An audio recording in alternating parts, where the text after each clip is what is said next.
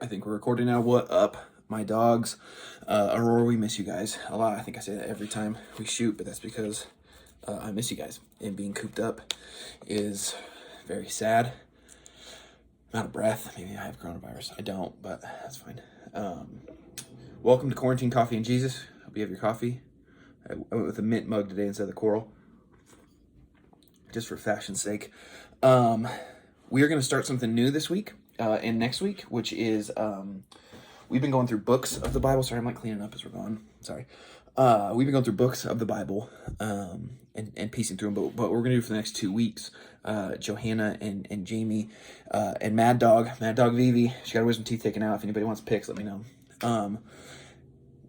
Came up with the idea, like, let's look at Jesus's some of the miracles that Jesus did, some of the things that he did as his ministry went on, and who that points to. Jesus, not only as it comes to like his character, but also like what he cares about, and his miracles weren't just like willy-nilly, although it seems like that sometimes, but they were intentional. They show Jesus's character and why he came.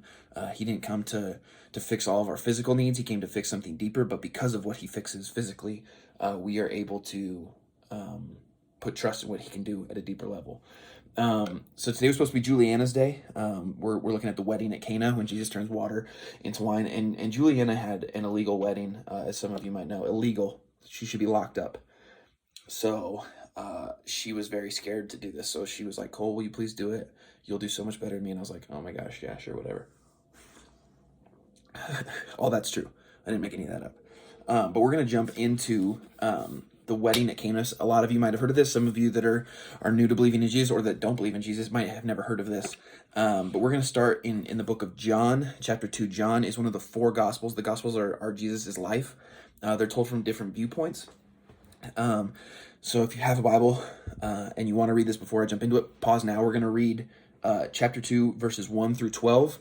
Press pause, and then you can read that and then jump into what we're going to do, or you can listen right now. I'm going to read it all the way through, and then from there, we'll piece it apart and start asking questions and start working through stuff. So, John chapter 2, verse 1 starts, on the 3rd day, which pause, that means that 2 days ago is the last story that you read, okay?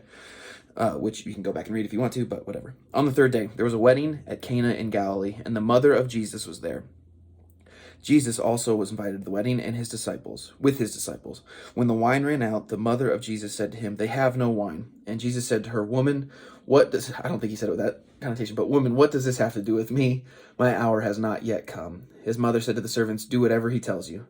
Now there were 6 stone water jars there for the Jewish rites of purification, each holding 20 or 30 gallons. Jesus said to the servants, "Fill the jars with water," and they filled them up to the brim. And he said to them, "Now draw some out and take it to the master of the feast." So they took it. When the master of the feast tasted the water, sorry, that was Stella shaking off in the background. When the master of the feast tasted the water, when the master of the feast tasted the water, now become wine, and did not know where it had come from, though the servants who had drawn the water knew, the master of the feast called the bridegroom and said to him, "Everyone serves the good wine first, and when people have drunk freely, then the poor wine. But you have kept the good wine until now." This, the first of his signs, Jesus did at Cana in Galilee and manifested his glory, and his disciples believed in him. After this, he went to Capernaum with his mother and his brothers and his disciples, and they stayed there for a few days. All right, so let's tear that apart and why that was so significant and why that means something to us today as we read that. It seems like, oh, cool, he did something at a wedding. Great, that's awesome. But as we tear through this, So Jesus is at this wedding with his mom, so you know it's going to be a rager. Mary's just ready to throw down after the whole like birthing thing in the stable. But they get to this wedding. Jesus is there with his disciples. His mom is there, and which I'm at weddings with my mom a lot. And when they run out of booze, my mom always comes to me and like yells at me because they ran out of booze. So what I'm assuming, and this is not factual at all, but I'm assuming Jesus' disciples probably drank it all, and that's why Jesus' mom was pissed at Jesus. Like, hey, your buddy's here. This is what my mom would do. She'd be like, hey, your friends drank everything. What are you going to do about it, you know? And I can't turn water into wine, so I'd go to the liquor store and buy more PBR, which accidentally had my PBR shirt on today, so shout out to that. But his mom comes to him when the wine had run out, and wine during this time, especially like pointing back to the Old Testament, which we'll cover in 2 weeks, how all of these things point back to Old Testament things. But wine in the Old Testament was not drank to get drunk or to get super wasted. Like, wine was a sign of joy and of God's blessing, and that shows up in Psalm, that shows up in Proverbs, and that shows up again in Matthew, which is one of the Gospels of Jesus, which is the New Testament. So whatever. But wine is this sign of joy and the sign of God's blessing. So at the midst of this person's wedding, where joy is supposed to be abundant, and every wedding that you should go to should point to Jesus, they ran out of it. They ran out of this idea of blessing and of this idea of joy. So Jesus' mom is worried about it, and so she goes to Jesus and says, they have no wine. And Jesus said to her, woman, which sounds really bad, but it's actually not. It says here that woman is an expression of polite distance. And he says, my hour has not yet come. And in John, Jesus' hour, what it's referred to over and over again, is when Jesus dies on the cross to save us. That's Jesus' biggest miracle. Like, if he can do that, anything that you read about can be true. Anything that he promises to do, he can do. But Jesus here says, my hour has not yet come. So if you were to read through John over and over again, you'll hear about this hour, this hour, this hour. It's pointing towards when Jesus does his saving work, which is like on the cross. But at this point, like, this is the very beginning of Jesus' ministry. He's in his 30s, right? But people's misconceptions of who the Messiah is. So Jesus is called the Messiah, and what that means, it means a bunch of different things to a bunch of different people still today. But Jesus, in the beginning of his ministry, doesn't open up himself as to who this is. He will do a lot of miracles and go, hey, tell nobody about this. So he chooses to not do a bunch of these messianic signs that the Old Testament talks about. He chooses not to like broadcast that out to the world.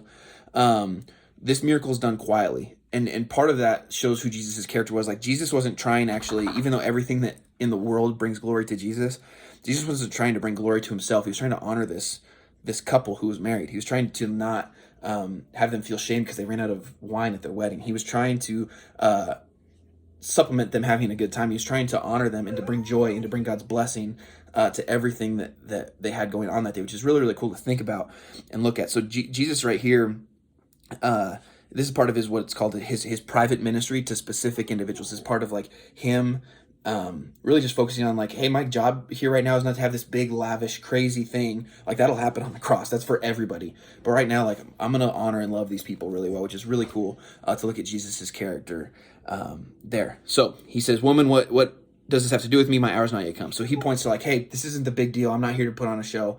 But then his mother says, like, do whatever he wants. So they get these 6 stone jars, which it was there for the Jewish rites of purification, which we can go on a whole, like, long list, much longer video on. We don't have to jump into. Each holding 20 to 30 gallons. So there's 6 times 20 to 30. So at least 120 gallons of water that gets filled up here. Could be 180, right? I think if I did the math right. Gallons, which is a ton of water in general, let alone a ton of wine. And he fills it to the brim, and he says, now draw some out and take it to the master of the feast. Right? So they take it to this guy who's in charge of everything. Picture like the catering captain. I used to do that at a wedding. The person in charge of making sure everything runs smoothly and everything runs well, so that way the couple doesn't have to worry about anything. So they scoop it out, they take it to the guy, and the guy tastes the water, which now becomes wine. And so he goes to the bridegroom, and he says to this guy who just got married, he's like, everyone serves the good wine first. And when people have drunk freely, then the poor, what does he say? Then they bring out the poor wine. So it's this idea of like, hey, we're going to bring out the good stuff when people are like coherent. They're going to taste it. They're going to enjoy it for the taste. But once they've had too much to drink, then we'll just bring out the crappy stuff because it doesn't really matter anymore. So that's like when you go to a wedding and it's like they bring out the Bud Light first. And then once everybody like enjoys the flavor of it, they bring out the nasty like IPA that nobody really likes, right? But Jesus has taken this water, turned it into the best wine that these people will probably ever taste in their entire life. And they serve it last. So this couple now looks like this couple that genuinely cares for the people around him, because Jesus genuinely cares for the people around him. That's why he did this. It's just a really cool thing to look at, of like no amount of shame, no amount of like cultural shame, no amount of shame that we bring onto ourselves is too low for Jesus. Like at the end of it, they could have been like, hey, we got married. That's the goal of today. Like, whatever. Sorry, we ran out of booze. Go have fun elsewhere. But Jesus was like, no. This is going to be a day of celebrating what God has done, what God has brought together, like this celebration of what marriage is. Jesus wants that to be this full, fun, exciting time. And it's just really cool to think of Jesus that way, that he cares about everything from like super high level, I'm going to go die on the cross for you, to like, hey, no, I want you to have a really good day. I want you to have a fun day. And like, I want you to enjoy your marriage. I want you to enjoy this person's marriage, this person's wedding. I want you to enjoy that and celebrate that, as well as celebrate God. And then it ends, this is the first of his signs Jesus did at Cana in Galilee and manifested his glory. So when you dive into that a little bit, miracles are a portion, like going back to the Old Testament piece, miracles are a portion of who the Messiah is. The Messiah is going to come and do all these things because he's God. And because Jesus is the Son of God, he gets to do these things. And those miracles are a chance to lead unbelievers to faith, right? And then John, after he says that, specifies that like Jesus' disciples believed in him. So this is the first of his signs that indicates that Jesus did not do any miracles during his childhood, did not do any miracles during his early manhood. He just is learning and growing and living in his manhood. So that way when Jesus does die on the cross, when we look at like, hey, Jesus knows everything you've walked through. He knows every emotion. He knows every feeling. He knows all of that. It's because he lived his entire life as a man, as a human being, and didn't like have to rest back on like, oh, I can do miracles. So like, that really hurt and that was really sad, fixed, done. No, he lived through it and pushed through it. So if you think through what those years look like in your life, so you look at your teens, your middle school and high school days, the college days, when you look at all of that and all the hurt and all the sadness and all the pain that comes from that, Jesus, I mean, their culture was a little bit different, but Jesus lived in the same times that we got to, right? Jesus lived during hard times in our life, during fun times in our life, during times where we got to like learn and grow and take steps towards being the man and the woman that God calls us to be. Jesus got to walk through that. Even though he was God and even though he was man, he got to live that whole thing out. Sorry, I'll stop rambling. So that implies that because this was the first sign that he did, he lived as an ordinary man with his divine identity hidden. In each of the signs that John includes, the emphasis is on the way in which the sign reveals Jesus' messianic character, and on the exceptional and striking nature of the feat accomplished by Jesus. So you can look at like the large quantity and the high quality of the wine. Like he took something huge, that's a ton of gallons of wine, of water, and he turns it, like the chemical change in the water to wine is just incredible in general. But he does it on such a large scale and in such a good scale that it just shows that he can do crazy things like that are actually huge. None of us could do that. But that's one of the even smaller things that he does. Like he fixes a guy who has leprosy. He makes a guy, rubs mud on a dude's eyes, wipes it off. The dude can see. He was blind before. Like he does crazy stuff from all differing sides of like, this is really big and will affect their whole life, or this is just going to affect their day. He can do miracles in either way. My last point, where was that? So, and then this walks through like, here's a bunch of other miracles that Jesus did, but the idea is that this manifested his glory. This miracle showed the glory of Jesus as the sovereign creator and ruler of the material universe, and also as a merciful God who provides abundantly for his people's needs. So not only is Jesus the creator and ruler of everything, so much so that he can take something that isn't and turn it into something that is, like he can take water, which isn't wine, and turn it into wine in a material sense, but also he provides abundantly for us. And that's not some prosperity gospel where it's like, just pray and he's going to give you a bunch of money. That's BS. But Jesus does provide for what you need. He comes alongside all of us and does that. So as we look at this miracle and as we wrap up right now, Jesus in his first miracle, Jesus in his first time showing up in public and showing off, essentially, not in a bad way, but like showing off that he is the Messiah, that he can do these types of things. It's not this big thing that's like, hey, millions of people will now know who I am. It's this small thing of like, no, this is what these people needed right now in this moment, and he meets them right in the middle of it. Doesn't stand on the table and go, hey, look at me, I'm Jesus, put your faith in me. Now I'm going to do all this stuff for you. He doesn't do that. He walks over, does this to these jars, and then it says, after this, he went down to Capernaum with his mother and his brothers and his disciples, and they stayed there for a few days. He literally does this and bounces.